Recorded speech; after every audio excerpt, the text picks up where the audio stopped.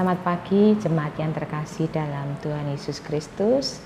Bertemu kembali di dalam persekutuan doa hari Rabu pagi ini. Salam sehat dan salam damai di dalam Kristus Yesus.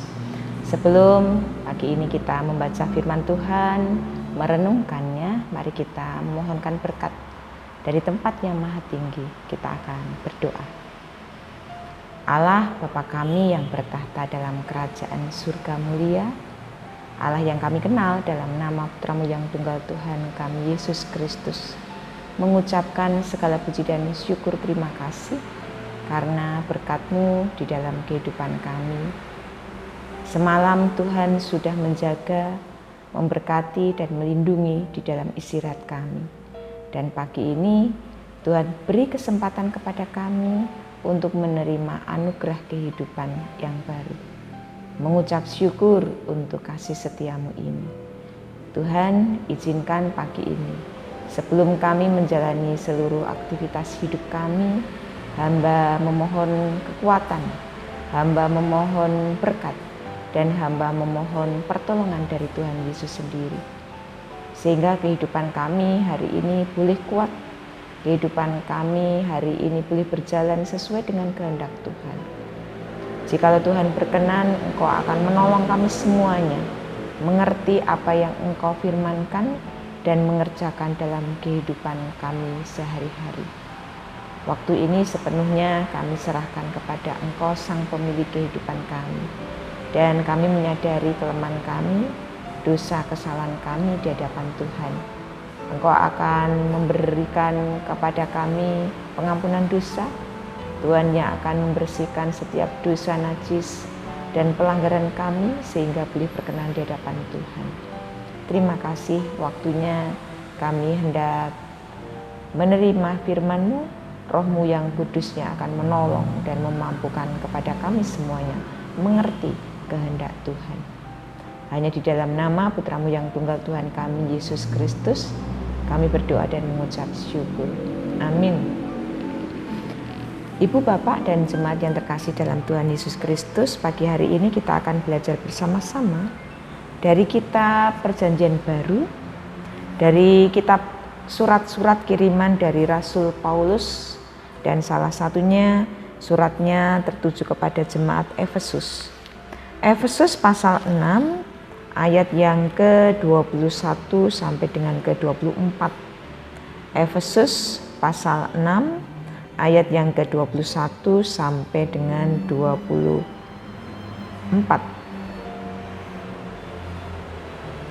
Surat kiriman Rasul Paulus bagian terakhir untuk jemaat di Efesus. Judulnya Pemberitahuan dan Salam. Supaya kamu juga mengetahui keadaan dalam hal ihwalku pada Tikhikus, saudara kita yang kekasih dan pelayan yang setia di dalam Tuhan, akan memberitahukan semuanya kepada kamu. Dengan maksud inilah ia kusuruh kepadamu, yaitu supaya kamu tahu hal ihwal kami dan supaya ia menghibur hatimu. Damai, sejahtera, dan kasih dengan iman dari Allah Bapa dan dari Tuhan Yesus Kristus menyertai sekalian saudara. Kasih karunia menyertai semua orang yang mengasihi Tuhan kita Yesus Kristus dengan kasih yang tidak binasa. Dalam sebuah tema perenungan pada pagi hari ini yaitu kesetiaan dalam melayani Tuhan. Bapak, Ibu, dan jemaat yang terkasih, ketika saya membuka Google tentang Kamus Besar Bahasa Indonesia, apa artinya setia? Setia itu artinya adalah berpegang teguh pada janji, pendirian, dan sebagainya. Patuh, taat, bagaimanapun berat tugas yang harus dikerjakannya, ia tetap melaksanakan, ia tetap memenuhi janjinya. Setia juga berarti tetap dan teguh hati dalam persahabatan. Meskipun telah sekian lama pasangan merantau, ia tetap menunggu. Yang ketiga, setia artinya berpegang teguh dalam pendirian janji dan sebagainya. Walaupun hujan turun dengan lebatnya, ia tetap memenuhi janji pergi ke rumah sahabatnya. Ini adalah arti dari setia. Bapak, Ibu, dan jemaat yang terkasih dalam Tuhan Yesus Kristus, ketika kita ada dalam keadaan baik-baik saja di dalam sebuah rumah tangga, satu pasang yaitu suami istri pasti untuk mempertahankan kata setia sangat mudah. Dalam keadaan berkecukupan, dalam keadaan sehat, dalam keadaan sejahtera, dalam keadaan baik-baik saja, setia itu sangat mudah untuk diciptakan. Adanya di dalam rumah tangga tersebut adalah damai sejahtera. Tetapi bagaimana kehidupan rumah tangga bisa kita lihat, kita uji kesetiaan di dalam kehidupan pasangan suami istri manakala diuji dalam sebuah permasalahan, entah pergumulan, entah perekonomian, entah komunikasi, entah jarak, entah hal-hal yang berhubungan dengan pendidikan anak-anak, entah perbedaan umur yang cukup jauh, entah perbedaan pendidikan, entah pekerjaan, yang itu kemudian menimbulkan pergumulan atau permasalahan. Dan ketika pasangan itu tidak bisa melewati ujian, bisa jadi kesetiaan itu dipertaruhkan. Salah satu dari pasangan itu ketika tidak bisa melewatinya, pastilah dia akan hancur ataupun dia berlaku tidak setia. Saya mengambil sebuah contoh bagaimana ujian hidup kesetiaan ada pada sebuah pasangan keluarga. Ada pasangan suami istri yang sudah cukup tua, bahkan mereka sudah melewati masa perkawinan emas 50 tahun. Pasangan suami istri ini saling mengasihi. Mereka sudah pensiun dan tinggal berdua, dan di dalam kehidupannya Tuhan tidak menganugerahkan seorang anak. Tetapi mereka seringkali berbagi kasih kehidupannya dengan anak-anak di panti asuhan semasa mereka muda dan bekerja. Sampai pada suatu saat istrinya ini menderita penyakit Alzheimer. Sudah tidak bisa berjalan dari tempatnya duduk, dia hanya berbaring. Lebih parah lagi, penyakitnya ini membuat dia lupa siapa dirinya, bahkan siapa suaminya. Dan berjalannya waktu, suami ini terus-menerus mendampingi istrinya, terus-menerus merawat istrinya bagaimanapun keadaannya, bagaimanapun dia ditolak karena istrinya lupa siapa dia dan sebagainya.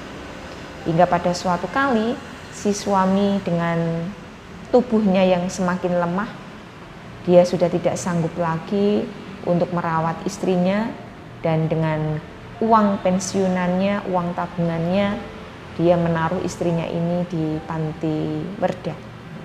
Tetapi kesetiaannya tidak berhenti. Setiap hari suaminya ini pasti datang ke panti werda, sekedar untuk mengajak mengobrol, bercerita, mengajak makan, kadang makan pagi, makan siang, atau makan malam. Entah istrinya ingat atau tidak, entah dia ditolak, suaminya itu tetap setia. Hingga pada suatu ketika, bapak-bapak ini tergesa-gesa menuju ke kafe untuk memberikan atau membeli makanan buat istrinya tercinta. Dia menjanjikan kepada istrinya untuk makan bersama. Saking tergesa-gesanya dia membeli makanan itu, karena keadaan fisiknya yang sudah tua, bapak-bapak ini menabrak pegawai dari kafe itu. Kemudian karena tubuhnya yang renta, dia jatuh juga bersama dengan makanan, sehingga makanannya tercerai-berai. Kemudian pelayan dari kafe ini mengatakan, "Maaf Bapak, saya tidak tahu kenapa Bapak tergesa-gesa." Kemudian kakek ini berkata, "Minta maaf saya, karena saya tergesa-gesa. Saya sudah berjanji kepada istri saya untuk makan bersama. Dan janji saya ini hampir lupa. Saya membeli makanan sehingga di samping rumah saya sudah habis. Saya harus berjalan agak jauh ke kafe ini untuk saya bawa ke panti werda. Istri saya ini pasti sudah menunggu meskipun dia mungkin sudah tidak ingat saya karena dia menderita penyakit Alzheimer." Kemudian pelayan ini mengatakan, "Bapak, kalau Bapak tahu istri Bapak sudah tidak ingat lagi, tentunya dia sudah tidak ingat bahwa hari ini punya janji dengan Bapak untuk makan bersama.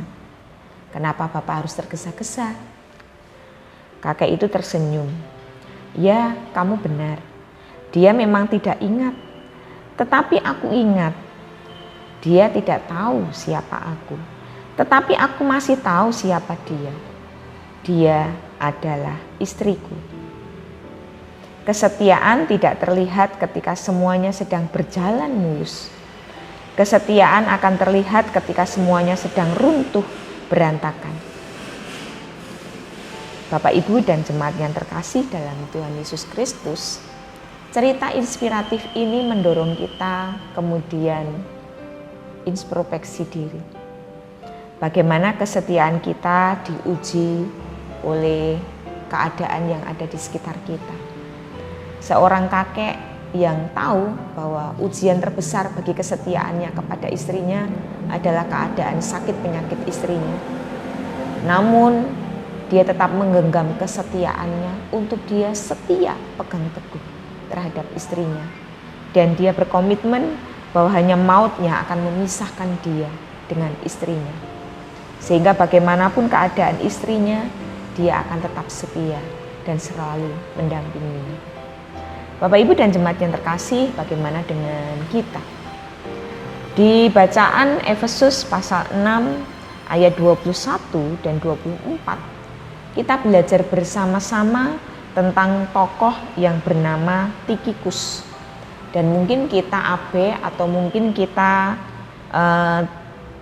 baru mendengar kalimat Tikikus atau mungkin jarang sekali Tikikus ini dibicarakan.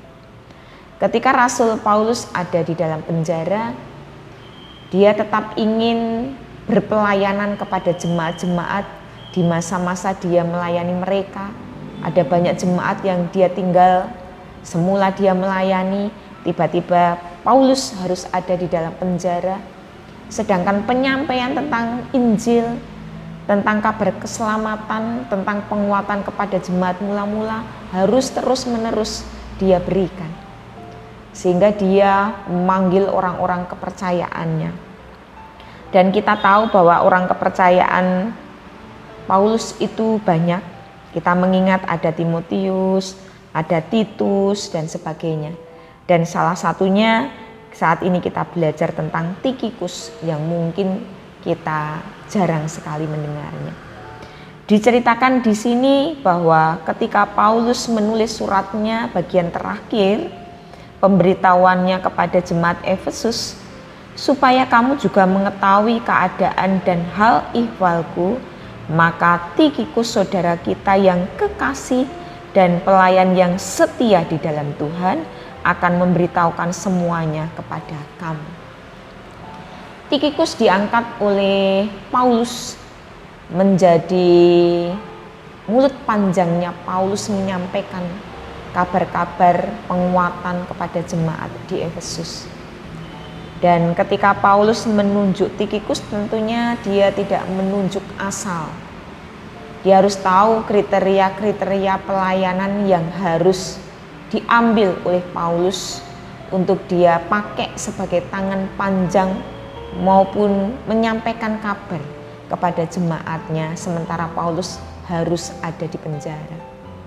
Kita mengetahui ketika Paulus mengatakan bahwa Tikhikus ini adalah pelayan yang setia di dalam Tuhan, tentunya tidak serta-merta Paulus menilai sebentar. Tikhikus ini sudah bergaul dengan Paulus cukup lama sehingga Paulus cukup tahu siapa Tikhikus. Dan menurut Paulus tentunya Tikhikus ini ketika diambil sebagai pelayan memiliki ciri-ciri atau kriteria. Yang pertama tentunya Tikhikus ini adalah seorang yang dapat dipercaya. Dia adalah seorang yang dipercaya oleh Rasul Paulus. Bisa dibaca di dalam Kolose 4 ayat 7. Salah satu orang-orang kepercayaan dipanggil secara khusus oleh Paulus dan salah satunya adalah Tikhikus. Diminta untuk dia menyampaikan setiap ucapan mulut amanat kepada jemaat-jemaat di Efesus. Yang kedua, Tikhikus ini seorang yang memiliki sifat seorang pemberi semangat. Tikhikus adalah seorang yang dapat memberi kekuatan kepada jemaat di Efesus. Di ayat 22 dikatakan, dengan maksud inilah ia kusuruh kepadamu, yaitu supaya kamu tahu hal ihwal kami dan supaya ia menghibur hatimu. Tikhikus ini dia bukan saja sebagai seorang penyampai pesan dari Rasul Paulus, tetapi ketika dia melihat kondisi jemaat di sana, di Efesus, Tikhikus ini juga dapat memberikan kekuatan dan penghiburan kepada mereka. Karena dia adalah orang kepercayaan dari Rasul Paulus dan tentunya nasihat yang diberikannya tidak serta-merta itu nasihat pribadinya Tikhikus. Ada nasihat-nasihat yang memang diberikan Paulus untuk jemaat Efesus dan dia sampaikan.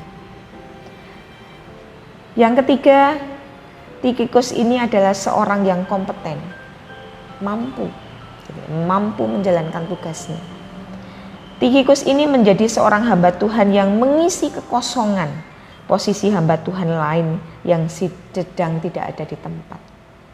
Efesus kosong, akhirnya dia ditunjuk oleh Rasul Paulus untuk menggantikan posisi dari Timotius, untuk menggantikan posisi dari Titus. Dan diperlukan kesetiaan walaupun ketika dia hanya dipercaya sebagai seorang cadangan dalam pelayanan, Tikhikus tidak berkecil hati, namun sebaliknya dia membuktikan bahwa sekalipun dia hanya hamba sementara, dia melakukannya dengan setia dan sungguh-sungguh.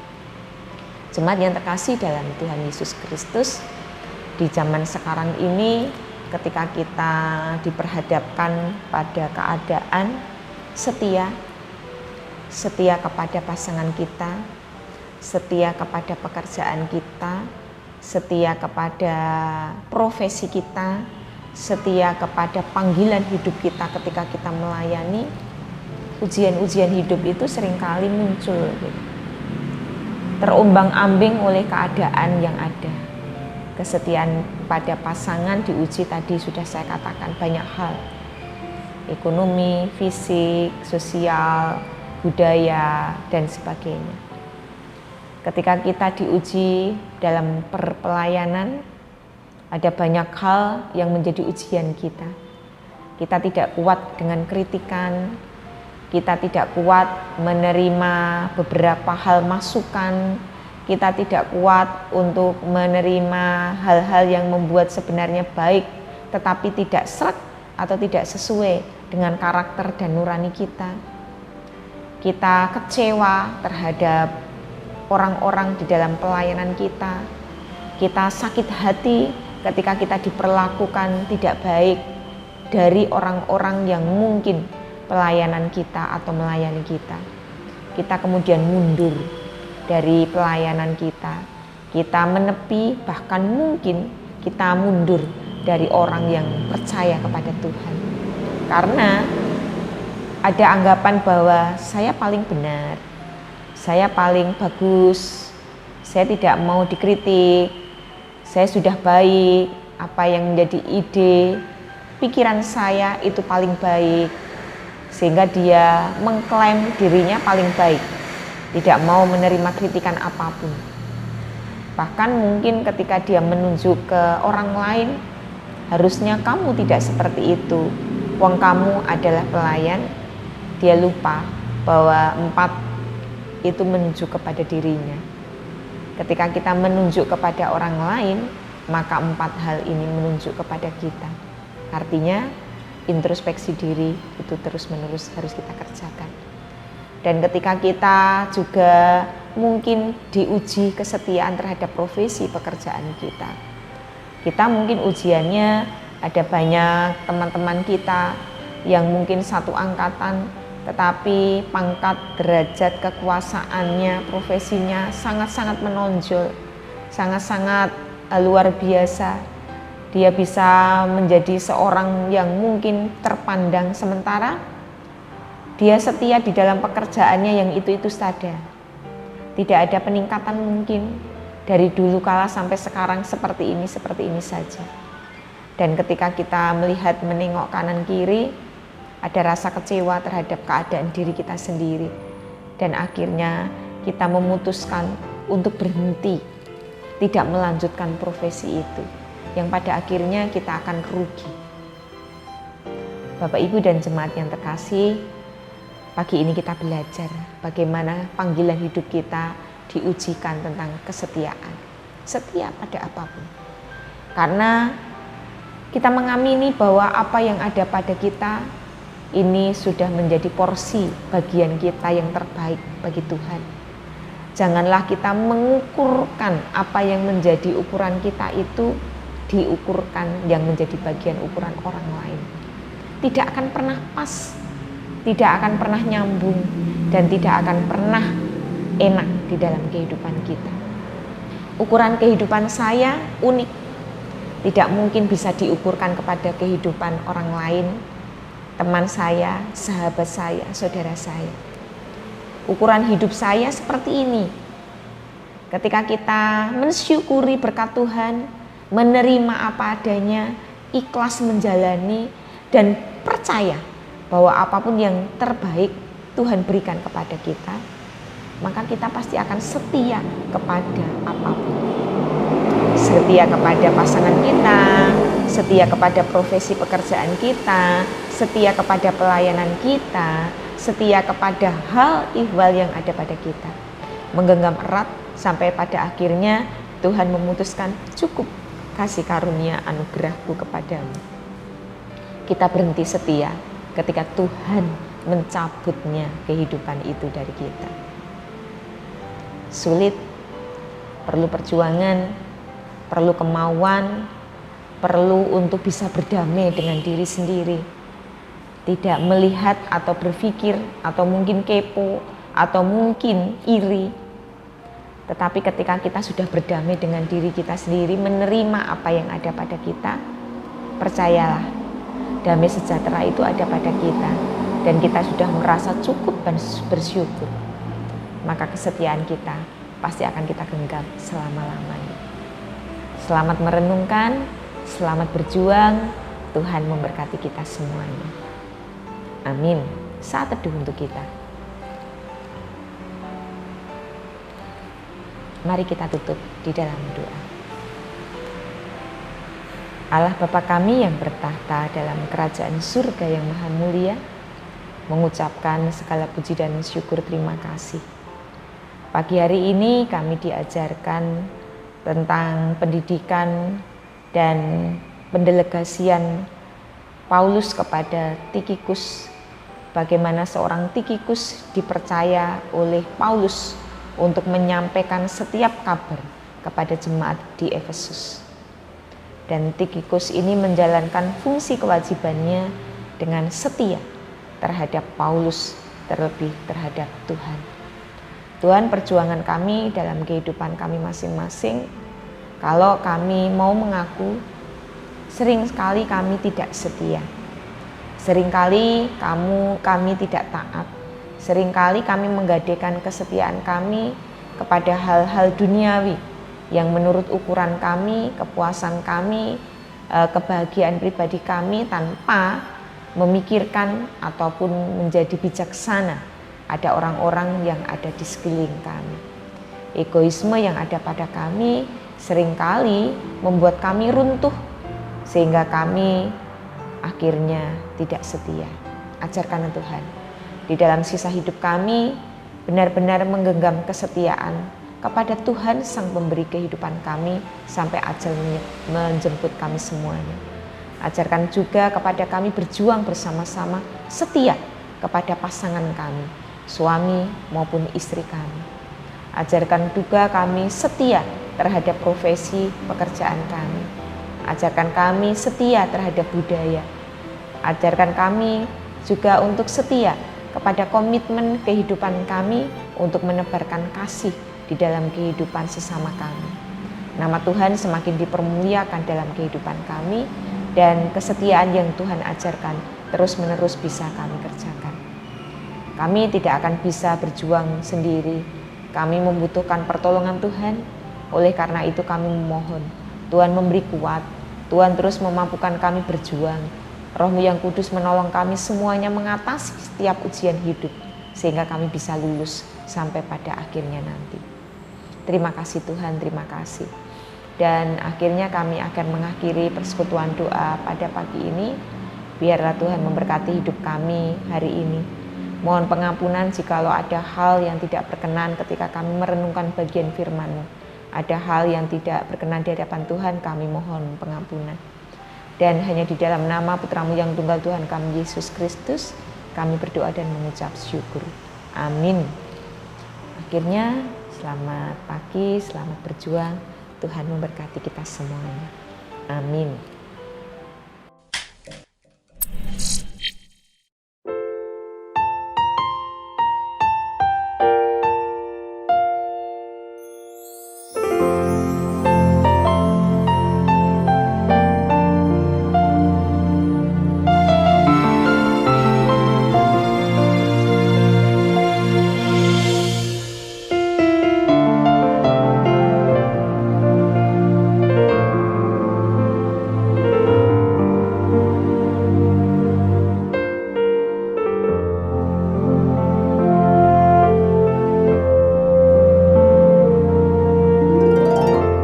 Teringat saat aku jatuh,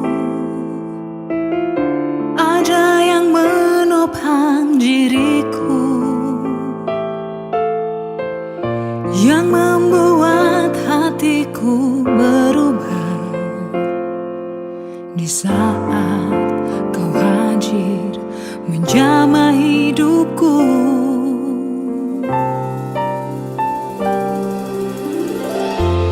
bersyukur atas anugerah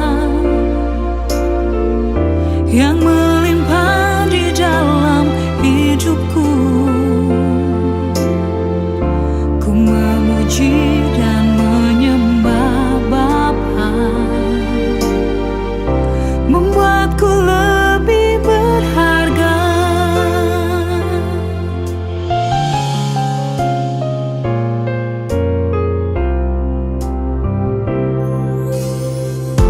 Sekarang ku telah